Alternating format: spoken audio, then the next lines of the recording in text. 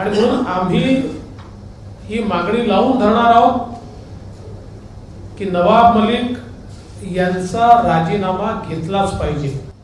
आपल्या सर्वांचं या पत्रकार परिषदेमध्ये मी स्वागत करतो।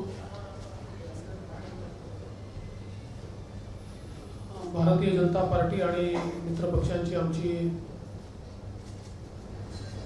आज अधिवेशनाच्या पूर्वसंध्येला बैठक झाली। या अधिवेशनामध्ये कोणते विषय प्रामुख्याने मांडायचे या संदर्भात चर्चा झाली। सरकारी पक्षाच्या वतीनं ज्या प्रकारे सगळी परिस्थिती आपल्या समोर येते त्यावर देखील अतिशय गांभीर्याने विचार झाला आणि प्रामुख्यानं महाराष्ट्र काय देशाच्या इतिहासात जे घडलं नाही ते महाराष्ट्रामध्ये पाहायला मिळतंय। बॉम्बस्फोटाचे आरोपी दाऊद इब्राहिमचे सहकारी यांच्यासोबत थेट व्यवहार करून मनी लॉन्ड्रिंग करण्याच्या आरोपाखाली राज्याचे मंत्री नवाब मलिक यांना अटक झाल्यानंतर अख्खं राज्य सरकार त्यांच्या पाठीशी उभं राहिलं। कोणाला वाचवायला? ज्यांनी दाऊद इब्राहिम ला सहकार्य केलं, मुंबईच्या खुन्यांशी ज्यांनी व्यवहार केला त्यांना वाचवायला अख्खं सरकार उभं राहिलं आहे। आणि देशात असं कधी घडलं नाही की पोलीस कस्टडीमध्ये गेल्यानंतर देखील मंत्रिपदावर व्यक्ती कायम आहे। एक प्रकारे राज्यघटनेचा अवमान हे सरकार या ठिकाणी करत आहे। आणि मला आश्चर्य वाटतं की ज्या सरकारचे प्रमुख शिवसेनेचे नेते आहेत ते सरकार मुंबईच्या खुन्यांसोबत व्यवहार करणाऱ्याच्या पाठीशी उभं आहे। ही अतिशय दुर्दैवी बाब आहे आणि म्हणून आम्ही ही मागणी लावून धरणार आहोत की नवाब मलिक यांचा राजीनामा घेतलाच पाहिजे। मुंबईच्या खुन्यांशी व्यवहार कुठल्याही परिस्थितीत मान्य केला जाऊ शकत नाही। त्यामुळे भारतीय जनता पार्टी ठामपणे हा राजीनामा झाला पाहिजे याकरता सभागृहामध्ये संघर्ष करेल। या व्यतिरिक्त खरं म्हणजे अनेक महत्त्वाचे मुद्दे या अधिवेशनामध्ये मांडले जाणार आहेत। आम्हाला चर्चा करण्यामध्ये इंटरेस्ट आहे। अनेक दिवसानंतर 17-18 दिवस चालणारं अधिवेशन आम्हाला मिळालेलं आहे। महाराष्ट्राच्या जनतेचे प्रश्न त्या ठिकाणी मांडले गेले पाहिजेत हीच आमची भूमिका आहे। पण सरकारी पक्षाची ही जबाबदारी आहे की चर्चा झाली पाहिजे। अन्यथा ओबीसींच्या प्रश्नावर बोललं तर 12 लोकांना निलंबित केलं। विद्यापीठाचं विधेयक विरोधकांची मुस्कटदाबी करून ज्या तानाशाहीने या सरकारने काढलं आणि ज्या प्रकारे विधानमंडळाचं कामकाज आणि लोकशाही पायदळीत उडवली, अशा प्रकारचा व्यवहार जर हे सरकार करणार असेल तर निश्चित त्याचा आम्हालाही विचार करावा लागेल. अन्यथा आम्ही लोकशाही मानणारे आहोत आणि सभागृहात चर्चा झाली पाहिजे हे आमचं अतिशय स्पष्ट मत आहे. आज विशेषतः महाराष्ट्रातला शेतकरी हवालदिल आहे. ज्या प्रकारे विजेचे कनेक्शन कापण्याचं काम या सरकारने सुरू केलं आहे आणि आमच्या लक्षात आलं की महाराष्ट्राचे उपमुख्यमंत्री श्री अजित पवार यांच्या शब्दाला कुठलीही किंमत राहिलेली नाही. मागच्या अधिवेशनात त्यांनी पहिल्या दिवशी सांगितलं वीज कनेक्शन कापणं बंद, शेवटच्या दिवशी सांगितलं सुरू. मागच्या अधिवेशनात त्यांनी सांगितलं की त्यावेळेस मी चुकीचं बोललो होतो, पण आज ठामपणे सांगतो की विजेचे कनेक्शन शेतकऱ्यांचे आम्ही कापणार नाही. आणि आता जणू काही कॉम्पिटिशन लागली आहे. अशा प्रकारे विजेचे कनेक्शन शेतकऱ्याचे कापले जात आहेत आणि अक्षरशः शेतकऱ्याला आपलं उभं पीक जळताना पाहावं लागतं. म्हणजे आसमानी संकट गेली 2 वर्ष आणि आता हे सुलतानी संकट शेतकऱ्याला झेलावं लागतंय. याच्या विरुद्ध सरकारला आम्ही जाब विचारणार आहोत. सावकारी सरकार आहे. ज्या प्रकारे मला तर असं वाटतं की ऊर्जा मंत्री ज्या प्रकारचे या ठिकाणी स्टेटमेंट्स देत आहेत ते पाहून आपण लोकशाही राज्यामध्ये आहोत का तानाशाही राज्यामध्ये आहोत. ज्या शेतकऱ्यांच्या भरोशावर तुम्ही या ठिकाणी राज्य करतात आणि आम्ही सगळे निवडून येतो त्यांच्या बाबतीत इतकी असंवेदनशीलता, म्हणजे आम्ही तर कनेक्शन कापणारच, ही जी काही अहंकारी भूमिका या सरकारने घेतली आहे तो अहंकार आम्ही तोडायला लावू आणि शेतकऱ्याच्या पाठीशी आम्ही उभे राहू. त्यासोबत सरकारने जाहीर केलेल्या मदतीचे पैसे शेतकऱ्यांना पोहोचलेले नाही. आज उभ्या ऊसाचा प्रश्न निर्माण झालाय आणि मोठ्या प्रमाणात ऊस गाळपाला जाणार नाही अशा प्रकारची परिस्थिती निर्माण होते आहे. त्यामुळे अशा या शेतकऱ्याला मदत झाली पाहिजे. मराठवाड्यापासून तर पश्चिम महाराष्ट्रापर्यंत सगळीकडे अधिकच्या ऊसाचं किंवा गाळप न झालेल्या ऊसाचा एक मोठा प्रश्न उभा राहतोय आणि त्या शेतकऱ्याला सरकारने मदत केली पाहिजे ही आमची मागणी असणार आहे.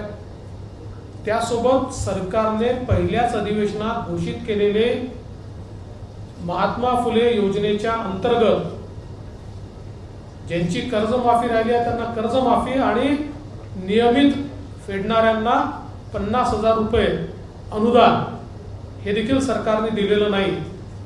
तेही सरकारने दिलं पाहिजे. याही संदर्भात आमचा आग्रह असणार आहे. मराठा आरक्षण, ओबीसी आरक्षण हे दोन्ही महत्त्वाचे विषय आहेत. खरं म्हणजे छत्रपती घराण्यातल्या व्यक्तीला उपोषणाला बसावं लागावं ही असंवेदनशीलता या सरकारमध्ये बघितली आणि पुन्हा एकदा त्यांना तीच आश्वासनं या सरकारने दिली आहे की जी यापूर्वी दिली होती आणि आताही सरकार पूर्ण करेल याची कुठलीही शाश्वती या ठिकाणी देता येत नाही. त्यामुळे किमान सुरू असलेल्या योजना मराठा समाजाच्या त्याही बंद करण्याचं पाप हे या सरकारने केलं आहे. आणि त्याचसोबत विशेषतः ओबीसी समाजाकरता महाज्योती ही जी काही संस्था उघडण्यात आली होती आमच्या सरकारच्या काळात सगळं आम्ही ते केलं होतं. आज त्याच्या शिष्यवृत्तीचे पैसे देखील दिले जात नाहीत. PhD धारकांना जी काही त्या ठिकाणी मदत होती ती देखील दिली जात नाही. महाज्योती अक्षरशः बंद पाडण्याचं काम या सरकारमध्ये चाललं आहे. ओबीसींवर या सरकारचा इतका राग का आहे हा प्रश्न मला पडतो. एकीकडे ओबीसी मंत्री रोज कुठेतरी मोर्चा काढतात आणि त्यांच्या दिव्याखाली अंधार आहे. त्यांच्या महाज्योतीला एक नवा पैसा हे सरकार देत नाही आणि त्याच्यावर मात्र एक साधा प्रश्न देखील तेही सरकारला विचारत नाही. ही अत्यंत आश्चर्याची गोष्ट आहे. त्यामुळे महाज्योतीला जोपर्यंत निधी मिळत नाही आम्ही निश्चितपणे या ठिकाणी संघर्ष करणार आहोत. आज आदिवासी विकास विभागामध्ये पेसाचे पैसे जे आमच्या काळात सुरू केले होते ते मिळत नाही आहेत. सामाजिक न्याय विभागात तीच परिस्थिती आहे. आरक्षणाच्या संदर्भात नवीन रोस्टरच्या माध्यमातून जे काही तयार होत आहे त्यातनं एक मोठा अनरेस्ट हा देखील आता उभा झालेला आहे आणि SC ST वर त्यातनं मोठा अन्याय होतोय. अशा प्रकारची भावना आज निश्चितपणे या ठिकाणी आपल्याला पाहायला मिळते. त्यामुळे एकूणच विविध घटकांचा विचार केला. आपण बघितलं परीक्षांचे घोटाळे अजूनही संपलेले नाहीत. सातत्याने ते घोटाळे या ठिकाणी चालले आहेत आणि भ्रष्टाचार हा चरमसीमेला पोहोचला. महाराष्ट्राच्या इतिहासामध्ये सर्वात भ्रष्टाचारी सरकार म्हणून या सरकारचं नाव हे त्या ठिकाणी लिहिलं जाईल अशी अवस्था आहे. कायदा आणि सुव्यवस्था इतकी वाईट आहे की सत्ता पक्षातले लोक एकमेकांवर गोळ्या चालवत आहेत. भ्रष्टाचाराची अवस्था अशी आहे की कारकून आपल्या साहेबांना लाच मागतोय की तुम्हाला 15 लाख रुपये मिळाले, मला 2 लाख का नाही त्यातले. ही अवस्था आहे. किंवा अधिकारी म्हणतात की कंत्राटदाराकडनं आम्हाला वाचवण्याकरता बंदुकीचा परवाना द्या, कारण ते येऊन आम्हाला या ठिकाणी वेठीस धरताय. ही जी काही परिस्थिती आज राज्यामध्ये पाहायला मिळते ही अत्यंत भीषण अशा प्रकारची परिस्थिती आहे. एकूणच सरकार पूर्णपणे फेल झालेलं आहे. या सरकारला एकच घटक जवळचा वाटतो, तो म्हणजे दारू उत्पादन करणारा, बेवड्यांना समर्पित अशा प्रकारचं हे सरकार आहे. या सरकारने लॉकडाऊन पासून आतापर्यंत जेवढे निर्णय दारू करता आणि वाईन करता घेतले त्याच्या 1 निर्णयही शेतकरी, शेतमजूर किंवा 12 बलुतेदारांकरता घेतलेले नाही. आणि म्हणून अशा या सरकारच्या विरोधात एक मोठा एल्गार या अधिवेशनाच्या माध्यमातून आम्ही या ठिकाणी पुकारणार आहोत. आणि या सरकारचे काळे काम, वाळूची तस्करी असेल, दारूचा अवैध व्यवसाय असेल, खंडणी वसुली असेल, हे सगळं या ठिकाणी मोठ्या प्रमाणात आम्ही या सरकारला एक्सपोज करू. आणि पुन्हा एकदा जे सरकार शेतकरी विरोधी आहे, सामान्य माणसाच्या विरोधी आहे आणि लोकशाहीच्या विरोधी आहे, ज्या सरकारमध्ये दाऊद आणि मुंबईच्या मारेकऱ्यांची सिंपती ठेवणारे लोक बसले आहेत, त्या सरकारच्या चहापानाला जाण्याचा प्रश्नच उद्भवत नाही. त्यामुळे आम्ही त्याला जाणार नाही. सर संजय राठोडांवरती जो आरोप झाला, त्यानंतर संजय राठोडांचा राजीनामा घेतला, अनिल देशमुखांवरती आरोप झाले, त्यांचा राजीनामा घेतला. नवाब मलिकांचा राजीनामा न घेण्याचं काय कारण आहे? यामध्ये आणखी काही मोठे गॉडफादर अडकू शकतात का? त्यामुळे त्यांचा राजीनामा घेतला जात नाही का? मला असं वाटतं की नवाब मलिकांचा राजीनामा न घेऊन हे सरकार असं दाखवू इच्छितं की एका विशिष्ट समाजाला सिग्नल देण्याचा प्रयत्न आहे, हा पोलरायझेशन करण्याचा प्रयत्न आहे. त्याच्यामुळे संजय राठोडचा राजीनामा पटकन होतो, पण नवाब मलिकांनी देशद्रोह्यांसोबत व्यवहार केल्यानंतर, म्हणजे गुन्हा कुठला लहान आणि कुठला मोठा मी याच्यात जाणार नाही, पण माझं मत असं असतं की सगळ्यात मोठा गुन्हा आपण हा देशद्रोह्यांशी संबंध, त्यांना मदत, हा सगळ्यात मोठा गुन्हा आपण मानतो. आणि अशा गुन्ह्यात असलेल्यालाही वाचवण्याचा प्रयत्न हा अतिशय दुर्दैवी आहे.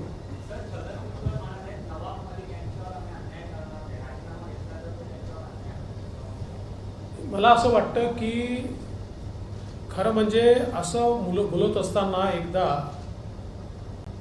आपण नाही जनाची तर मनाची तरी पडताळून पाहिली पाहिजे.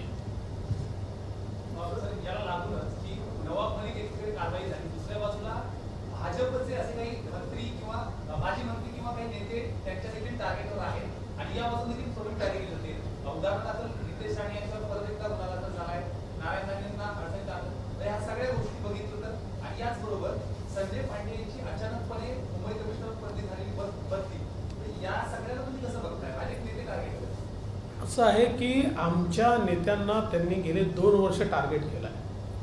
छोट्यातल्या छोट्या कार्यकर्त्यांवर 4-4, 5-5 केसेस लावल्या. साधा आंदोलन झालं तरी 353 आमच्या लोकांवर लावली जाते. एखादी पोस्ट केली तर 25 पोलीस त्यांच्या घरी जातात आणि त्यांना रातोरात अरेस्ट करतात. आमचे नारायणराव राणे असतील, नितेश राणे असतील, प्रवीण दरेकर असतील, सगळ्यांना नावं म्हणजे यादी खूप मोठी आहे की सगळ्यांना पाहिजे तेवढा त्रास देण्याचा प्रयत्न हे सरकार करत आहे. या सरकारची आणि या सरकारमधल्या नेत्यांची एक पद्धती आहे की स्वतः अन्याय करायचा आणि अन्याय झाला म्हणून कांगावा करायचा. कांगावाखोर अशा प्रकारचं सरकार आहे. हे कांगावा करतात आमच्यावर अन्याय आणि मग एक यांचा ठरलेला डायलॉग आहे की महाराष्ट्र झुकणार नाही. अरे तुम्ही म्हणजे थोडी महाराष्ट्र आहे. दाऊदच्या लोकांचे व्यवहार करणारे महाराष्ट्र कसं असू शकतात? आमचं म्हणणं आहे हो महाराष्ट्र झुकणार नाही, पण तुमच्यासारख्या अहंकाऱ्यांना महाराष्ट्र झुकवून दाखवेल. ही महाराष्ट्राची ताकद आहे, ही छत्रपतींची ताकद आहे की ज्यांच्या डोक्यात अहंकार जाईल त्यांना महाराष्ट्र झुकवून दाखवेल. 12 कोटी जनता म्हणजे महाराष्ट्र आहे, तुम्ही महाराष्ट्र नाही. दाऊद पुढे झुकले नाही, दाऊद पुढे झुकले.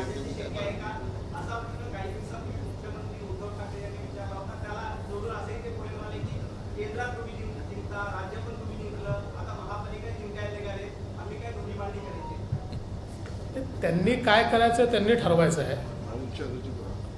फक्त त्यांच्यातले काही लोक दाऊदकडची धुणी भांडी करताय ती बंद करायला सांगा. म्हणजे दाऊद पुढे झुकणार आणि महाराष्ट्र झुकणार नाही ही जी काही परिस्थिती आपल्याला पाहायला मिळते आहे ती परिस्थिती बंद झाली पाहिजे. आणि माझं तर तुम्हाला देखील आव्हान आहे, जशी माझी पत्रकार परिषद चालते तुमच्यासोबत तशी करा ना एखादी. फिक्स मॅच कशा करता? त्याच्यात सगळी उत्तरं येऊ द्या, प्रश्न येऊ द्या.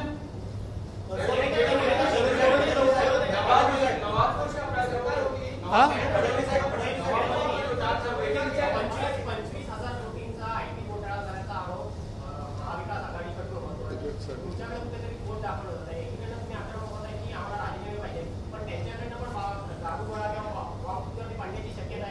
असं आहे की या संदर्भात माध्यमांनीच एकूणच IT मध्ये 300 कोटीचं बजेट होतं.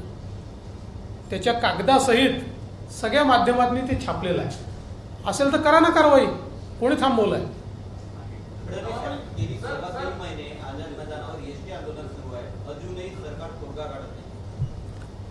खरं म्हणजे STच्या संदर्भात हे सरकार तोडगं आहे. STच्या 80 कर्मचाऱ्यांनी केलेल्या आत्महत्या यांना दिसत नाहीत. कुठेतरी अहंकार जेव्हा डोक्यात जातो आणि आम्ही म्हणजे सत्ता आहोत अशा प्रकारची मानसिकता राज्यकर्त्यांची तयार होते, त्यावेळेस राज्यकर्ते जसं वागतात तसं STच्या संदर्भात हे सरकार वागत आहे. याचा कुठेतरी त्यांना प्रत्यंतर पाहायला मिळेल.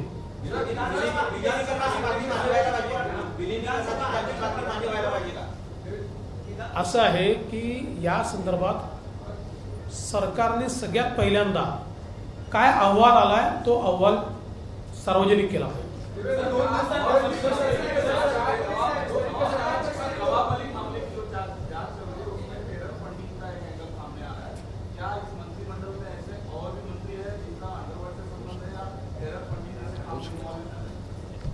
देखिए, मैं आज इसके ऊपर कोई कमेंट नहीं करूंगा.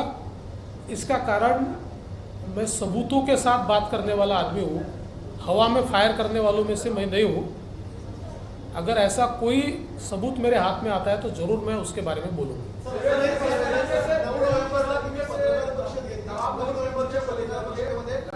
डॉक्युमेंट दाखवले आणि त्यांना आता 3 महिन्यात अटक झाली. मंत्रिमंडळामध्ये आणखी अशी काही सदस्य आहेत का त्या संदर्भात डॉक्युमेंट तुमच्याकडे? मला असं वाटतं की मी कधीच हवेत आरोप करत नाही, त्याच्यामुळे मी हवेत या गोष्टी बोलणार नाही. मात्र काही खुलासे वेगळे या अधिवेशनात मी निश्चित करणारच.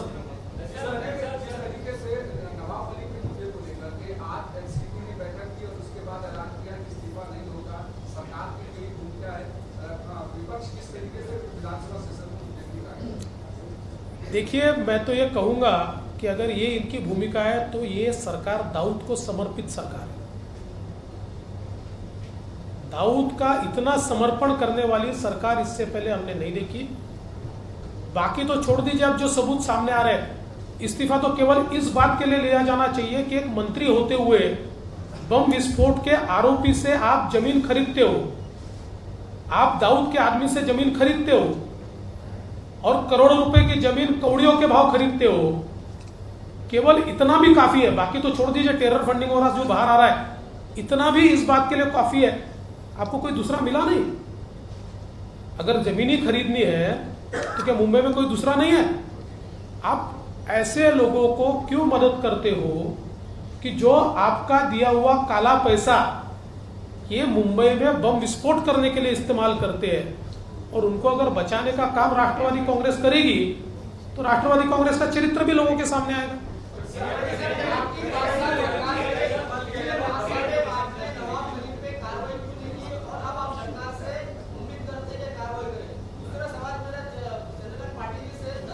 मेरी प्रेस है, मुझे पूछिए, प्रेस मेरी है, मुझे पूछिए। ऐसा है, सबूत जब बाहर आएंगे तभी ना कार्रवाई होगी। मेरे से पहले सरकारें नहीं थी क्या? थी ना सरकारें। जब सबूत बाहर आएंगे तभी होगी। और आप ऐसा नहीं कह सकते सबूत बाहर आने के बाद कि पुराना मामला है छोड़ दो। नहीं भाई, नहीं छोड़ेंगे। 1993 के बम ब्लास्ट के जख्म आज भी ताजे हैं। जाकर देखिए उन लोगों को जिन्होंने भुगता है। और ये केवल 1993 नहीं है, ये व्यवहार होने के बाद 3 घटनाएं मुंबई में हुई है। चिथड़े देखे हमने लोगों के। चुप नहीं बैठ सकते हम, ये नहीं कह सकते पुरानी बात हो गई। ये तो जब तक आखिरी व्यक्ति जो इनसे रिलेटेड है उसको सरकार जेल में नहीं डालती, हम चुप नहीं बैठ सकते।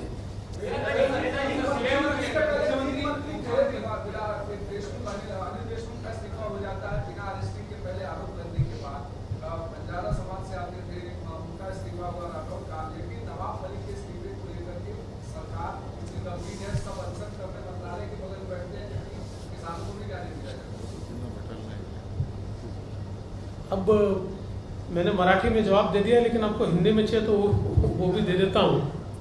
मैं ऐसा मानता हूँ कि कोई भी मामला गंभीर ही होता है, लेकिन देशद्रोहियों के साथ, बम विस्फोट करने वालों के साथ व्यवहार करना, इससे गंभीर और कोई दूसरी बात नहीं हो सकती।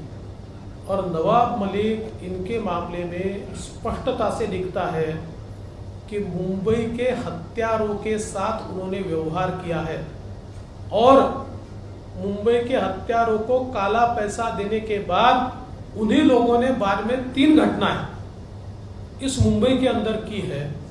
तो फिर ऐसे व्यक्ति के साथ सरकार क्यों खड़ी है? आप अनिल देशमुख का इस्तीफा लेते हो, आप संजय राठौड़ का लेते हो, तो इससे सरकार का और राष्ट्रवादी कांग्रेस पार्टी का चरित्र सामने आता है।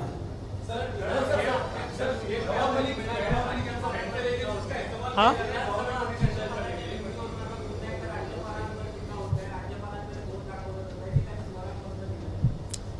असं आहे की आपण असंवैधानिक कृती करायची आणि अपेक्षा करायची की राज्यपालांनी ती असंवैधानिक कृती मान्य केली पाहिजे, हेही योग्य नाही आहे। अर्थात या संदर्भात ती कधी निवडणूक होणार, ती कशी होणार हे सांगण्याचा अधिकार आमचा नाही आहे। राज्यपाल त्याबद्दल उचित निर्णय घेतील। विरोधकांकडून एक नवीन आरोप असा होतोय की संजय राऊतांच्या प्रेस कॉन्फरन्समध्ये तुमचा फ्रंटमॅन म्हणून ज्यांचं नाव आलं मोहित कंबोज, त्यांच्या सुरक्षेसाठी सगळे भाजप आमदार ज्या पद्धतीने एकवटलेले आहेत, याच्या पाठीमागे काय नेमकं चाललंय? कारण काल सगळ्यांचे पत्र जात आहेत, मुख्यमंत्र्यांना पत्र झाल्यामुळे 20-22 आमदारांनी पत्र लिहिली आहेत। असं आहे की मोहित कंबोजवर दाऊद सोबत साठगाठ करण्याचा आरोप नाही आहे। उलट मोहित कंबोज यांनी यांचे काळे कारनामे उघड केल्यामुळे त्यांच्या जीविताला धोका निर्माण झालाय असं आमच्या अनेक लोकांचं मत आहे। तशा प्रकारच्या धमक्या त्यांना मिळत आहेत आणि म्हणून ती मागणी केलेली आहे। राज्य सरकारची जबाबदारी आहे, जर आमच्या राज्यामध्ये राज्य सरकारच्या विरुद्ध बोलणाऱ्यावर हल्ले होणार असतील, आम्ही बघितलं गोपीचंद पडळकर सरकारच्या विरोधात बोलतात म्हणून गोपीचंद पडळकरांना जीवे मारून टाकायचं आणि त्यांना साधी सुरक्षा देखील द्यायची नाही. राज्य सरकारची जबाबदारी आहे ही सुरक्षा देणं.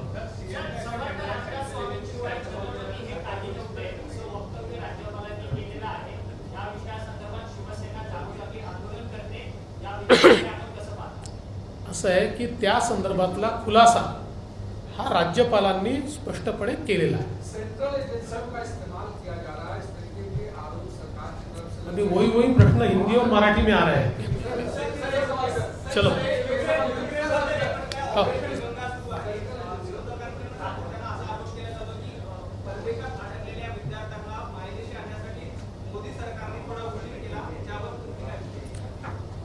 असं आहे की विरोधकांना चांगल्या कामामध्ये वाईट पाहायची सवय झाली आहे. विद्यार्थी बोलतात. कारण त्यांच्या काळामध्ये अशा प्रकारचे ऑपरेशन्सच होत नव्हते. आपले जे काही नागरिक आहेत ते भगवान भरोसे असायचे. पहिल्यांदा अगदी सुरुवातीच्या काळातच मोदी सरकारने तिथे अनाऊन्समेंट केली होती की परिस्थिती वाईट होऊ शकते, त्यामुळे सगळ्यांनी परत यावं. तथापि तिथल्या आपल्या विद्यार्थ्यांना कदाचित त्यावेळी ते गांभीर्य लक्षात आलं नसेल. पण जशी परिस्थिती चिघळली, ऑपरेशन गंगाच्या माध्यमातून आमचे लोक आपण परत आणतो. परत येणाऱ्या विद्यार्थ्यांकडनं प्रतिक्रिया समजून घ्या ना की कुठल्या परिस्थितीमध्ये ते होते आणि कसं त्यांना सरकारने बाहेर काढलंय. आणि एकूण एक माणसाला सरकार बाहेर काढेल त्याकरता मंत्री अपॉइंट केले आहेत. आणि फॉर्च्युनेटली आत्ता भारताची स्थिती अशी आहे की युक्रेन असेल, रशिया असेल किंवा युक्रेनच्या आजूबाजूचे सगळे देश असतील, सगळे भारताला सहकार्य करतात. पहिल्यांदा अशी परिस्थिती आहे. त्यामुळे आमच्या नागरिकांना बाहेर काढण्याची प्राथमिकता आहे. 1200-1500 नागरिक आले, सगळ्यांना सरकार बाहेर काढेल. चला, धन्यवाद. एबीपी माझा, उघडा डोळे बघा नीट.